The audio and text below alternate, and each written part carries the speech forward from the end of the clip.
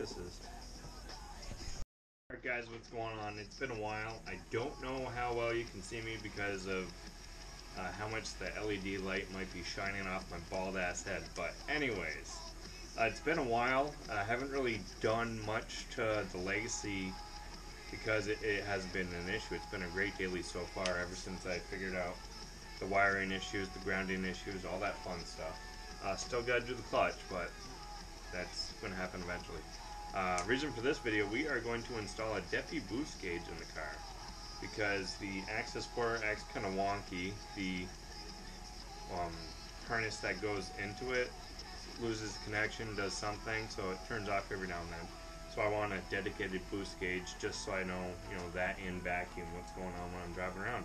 But we will go over what the gauge comes with. It's left over from the Forester, and also what other mounting components and wiring components we need for the install. So let's get into it. Now, if we have the Defi Boost Gauge, it is a 30-pound boost gauge, and also does vacuum, so I can keep tabs on that. If there's a vacuum leak, something like that, it'll show me. It is a fully wired one. There is no 1/8" vacuum hose that goes to the back of the gauge. It's all wired. So we have that. We have the actual wire harness for it. Power, ground, and also there's one for dimming, I believe.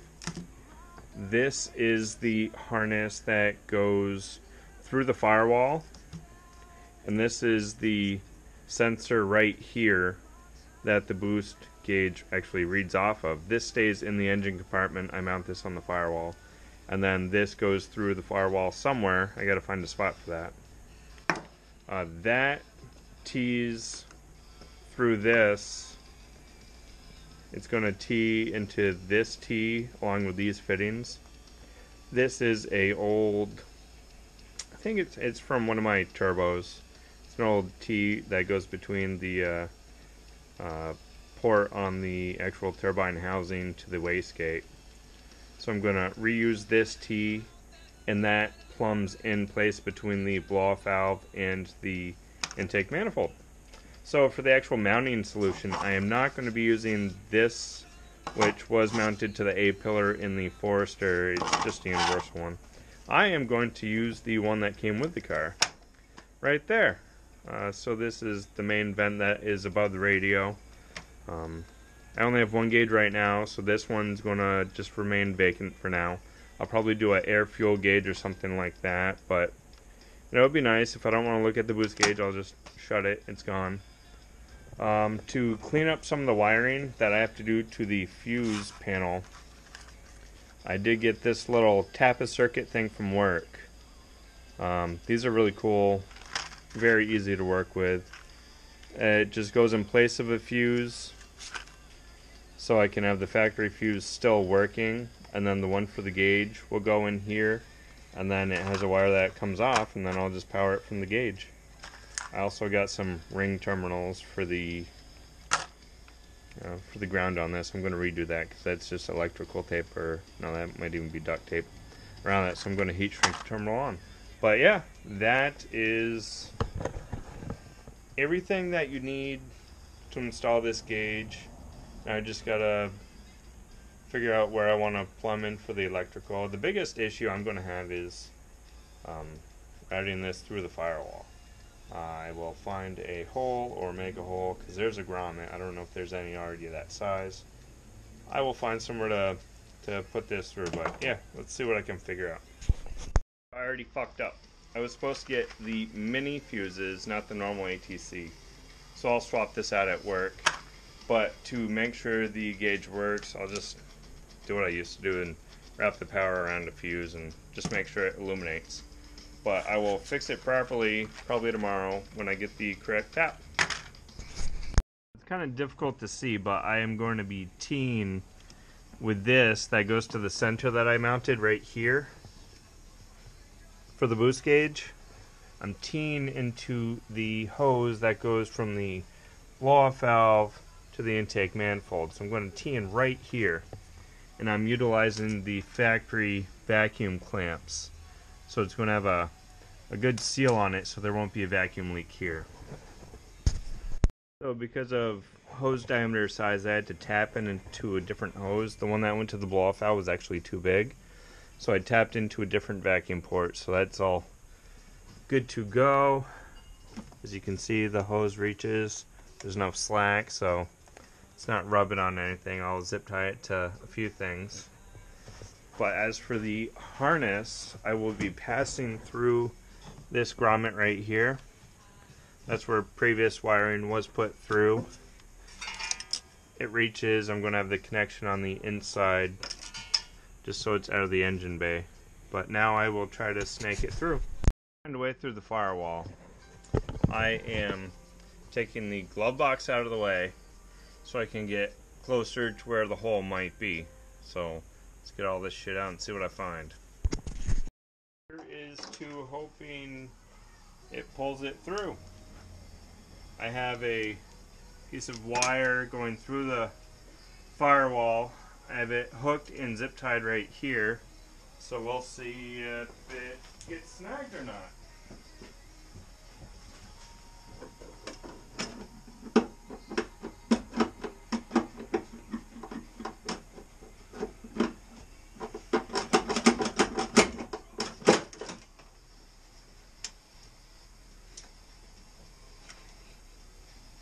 Some persuasion, we are through. Went back in place for the firewall. As you can see, got the wire going through there. And I threw some of my 1/4" wire loom on it. So it gives it, more of a factory finish. And it also protects it from the elements that it might run into under the engine bay. But now we start wiring under the dash. Alright, so I figured out what wire is what on the back side of the boost gauge wire harness.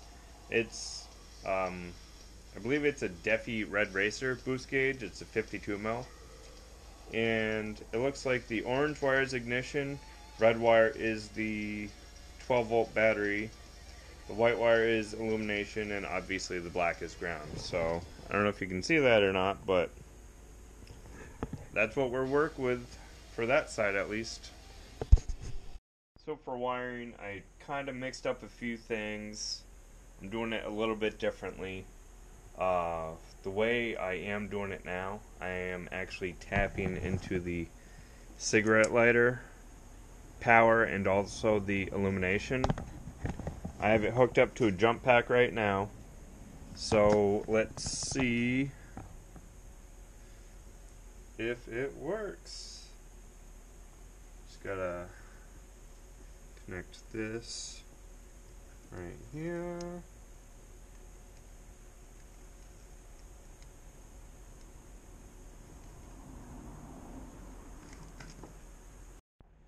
Alright, so I had to get creative. I couldn't fit the alligator clip into the pin to test it, so I crammed this fuse in there. Let's see. Yep, it does the normal sweep, and when it's not hooked up to anything, it goes to max boost. So, alright, let's plug this bitch in. There's heat shrinking a few of the connectors. This one is for the illumination. It was hooked up to the light that went here, which is the ashtray / coin tray. So now, when I obviously have it keyed on and turn the lights on, the gauge should dim. So, besides grounding it, plugging that in, I guess we can route the last harness and see if it actually works. So I got the harness grounded and the harness snaked up top, so now I'm just going to start connecting everything, give it a final test. Guys, I got the gauge plugged in, I got the harness plugged in so there's power. I'm going to key on, I'm going to do the illumination, see if it works, and then I'm going to start the car and see if the gauge actually reads. Alright, here we go. Key on is a success. Illumination works for dimming. Now I will start it and not kill myself in the garage.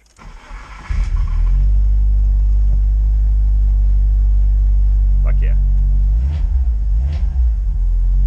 Alright, that is a win. Now I will button it all up. Alright guys, if you're still watching, thanks for watching. That's a wrap. Boost gauge works.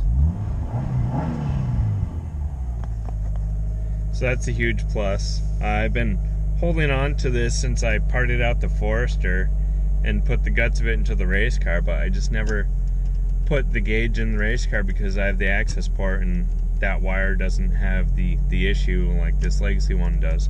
Probably because the Legacy one, the access port's a lot older. I'm not really sure. But yeah, boost gauge works. The wiring works. Didn't blow any fuses, nothing like that. Altogether, today was a success.